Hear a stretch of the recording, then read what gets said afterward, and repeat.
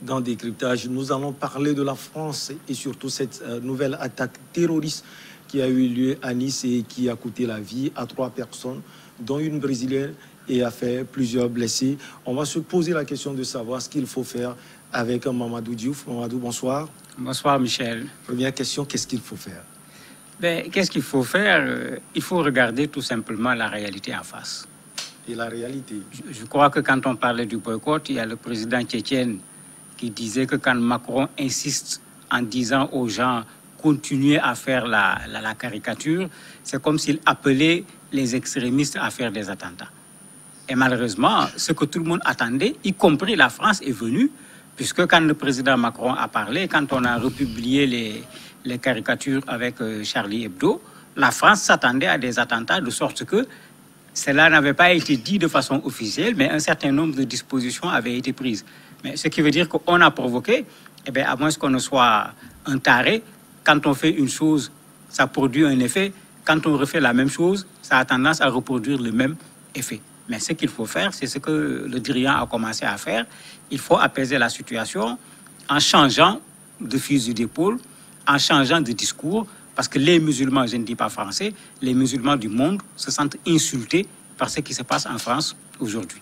Est-ce que vous acceptez que la réponse aux propos du président français doit forcément passer par la violence? Mais pas du tout. La violence n'est pas une réponse. Et quand on voit des fidèles qui sont égorgés dans une église comme ça, c'est une réponse donnée? Ce n'est pas une réponse. Et elle ne peut surtout pas être la réponse de l'islam. Dans l'islam, quand on est en pleine guerre, je dis bien quand on est en pleine guerre, vous avez dans le droit musulman, qui est antérieur à ce qu'on appelle actuellement le droit humanitaire international, une réglementation qui interdit qu'on s'en prenne à quelqu'un qui n'est pas armé, même en pleine guerre.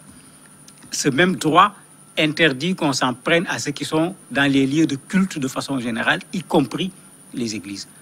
Il ne s'agit donc pas de valider l'acte qui a été posé, qui est un acte abominable. Cela est indiscutable.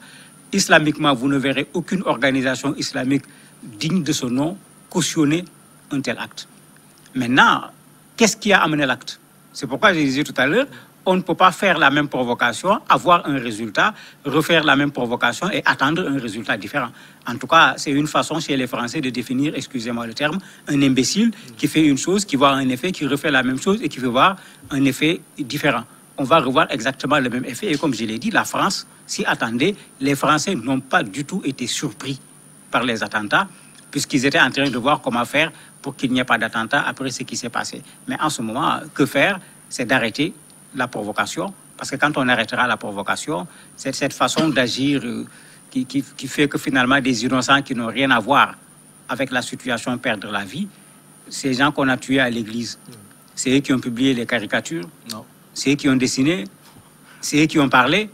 Mais pourquoi les tuer? Ils n'ont absolument rien fait. Aujourd'hui, on voit une pluie de réactions venant de partout. On va d'abord s'appesantir sur les réactions du monde musulman, en commençant par celle du président turc Erdogan, qui a condamné cela, sans oublier celle du président mauritanien et d'autres. Oui, mais c'est tout à fait normal. On ne peut pas tuer un innocent et ne pas être condamné. Dans l'islam, c'est une règle fondamentale. La peine de mort existe dans l'islam. Mais même si la peine de mort existe dans l'islam, celui qu'on condamne à la peine de mort, c'est quelqu'un qui a été arrêté, qui a été jugé, qui a été reconnu coupable, et ce n'est pas n'importe qui applique la sanction. Donc, on ne peut pas être musulman, voir des innocents qu'on a tués, et puis cautionner, même si on a caricaturé le prophète. Puisque c'est deux choses qu'il faut séparer, parce que les personnes qui ont été tuées, il n'y a aucune preuve, il n'y a aucune relation à ce jour entre ces personnes et les caricatures. Donc, on ne peut pas tuer ces personnes au nom des caricatures. Cela n'a aucun sens. C'est pourquoi il est normal que les gens dénoncent le fait qu'on ait tué ces personnes à l'intérieur de l'Église, tout comme il est tout à fait normal que les gens dénoncent ce blasphème que la France veut considérer comme faisant partie de la liberté d'expression, alors que quand vous regardez dans tous les pays alentours, ça ne fait pas partie de la liberté d'expression. D'ailleurs, la France a été amenée à la Cour européenne des droits de l'homme. La Cour européenne des droits de l'homme s'est prononcée depuis le 25 octobre 2018.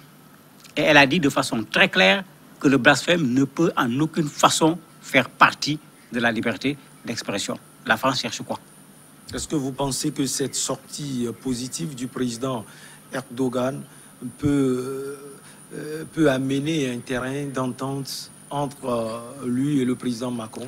Non, le problème maintenant n'est plus un problème entre Erdogan et Macron. Oui, ce problème est dépassé. Ouais. Et ce n'est pas Erdogan qui va envoyer des gens en France pour aller faire des crimes.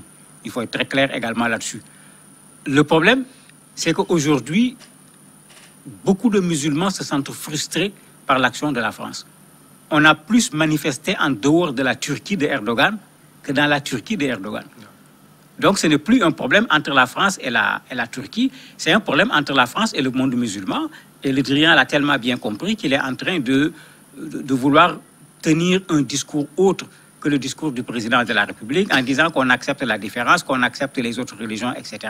Mais ça, c'est dans le verbe.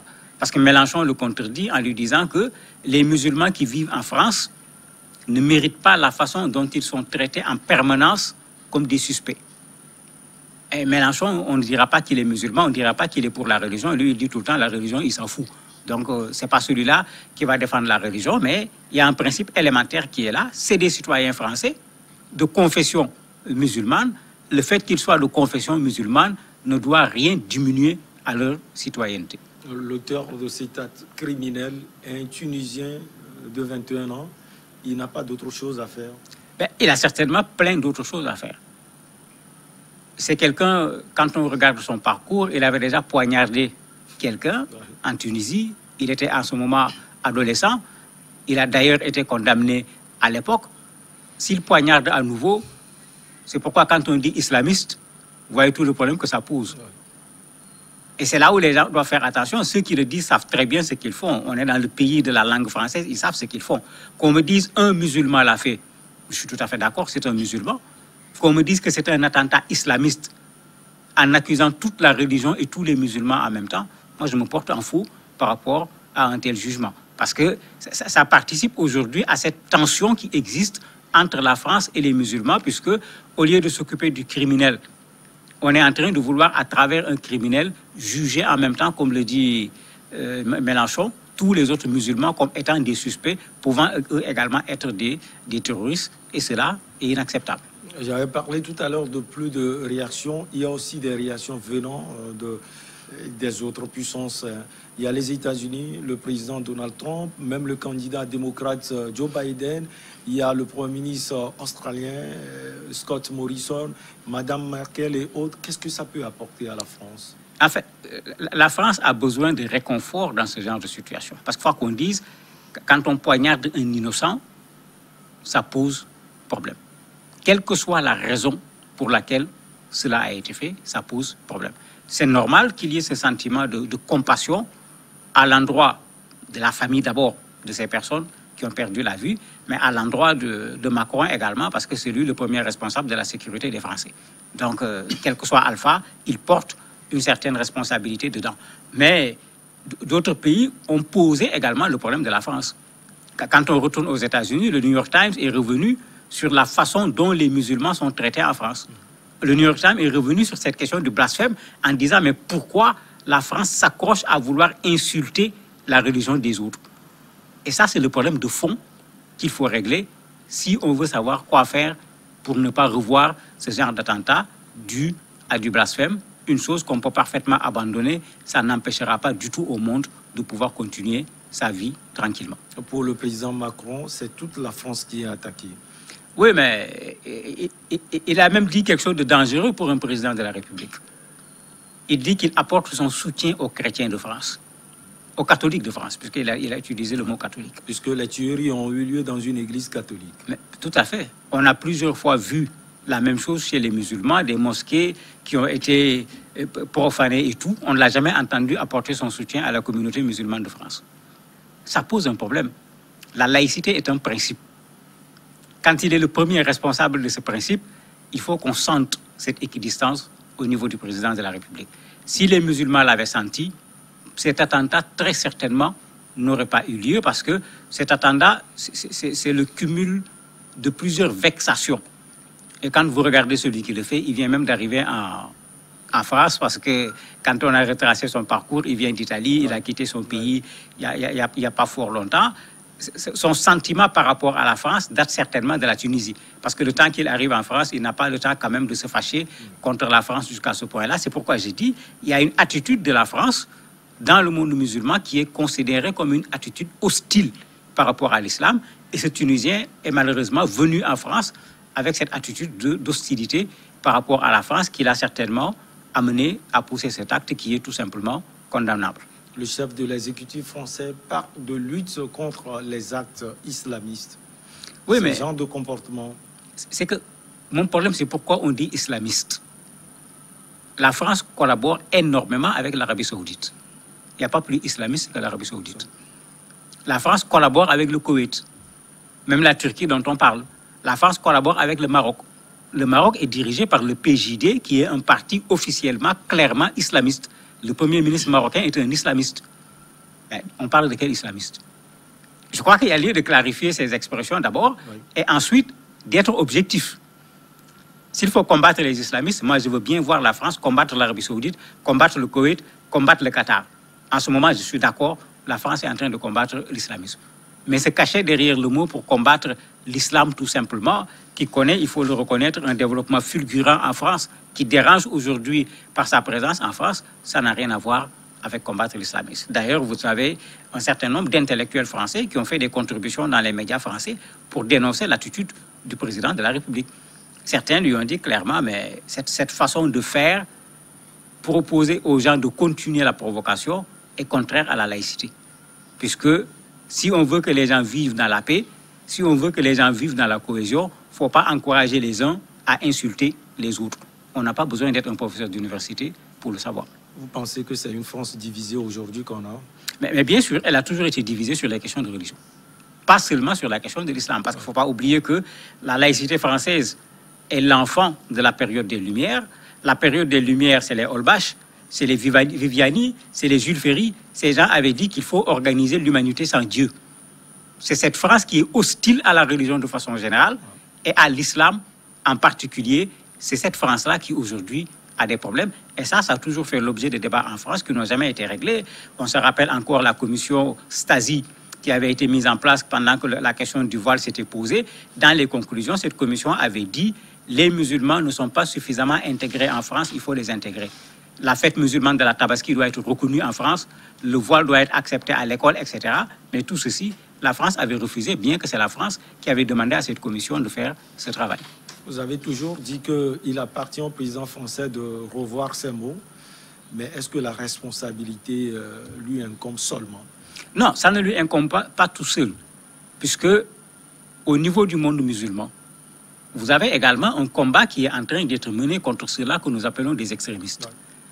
Parce qu'il ne faut pas qu'on l'oublie, le plus grand nombre de victimes de ces extrémistes, c'est des musulmans. Donc les musulmans sont au premier plan dans ce combat. Les musulmans sont les premières victimes de ce combat.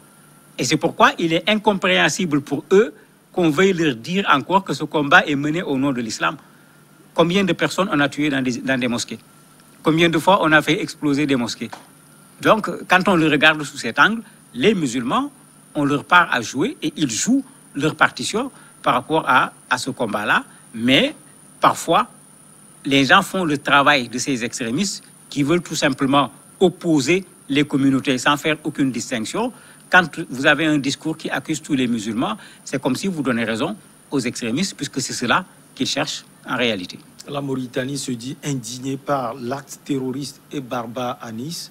Est-ce que vous pensez que c'est un message de réconfort de la part de ce pays à la France? Non, c'est un message d'équilibre. La Mauritanie avait dénoncé également les caricatures. Moi, c'est ça que j'attends.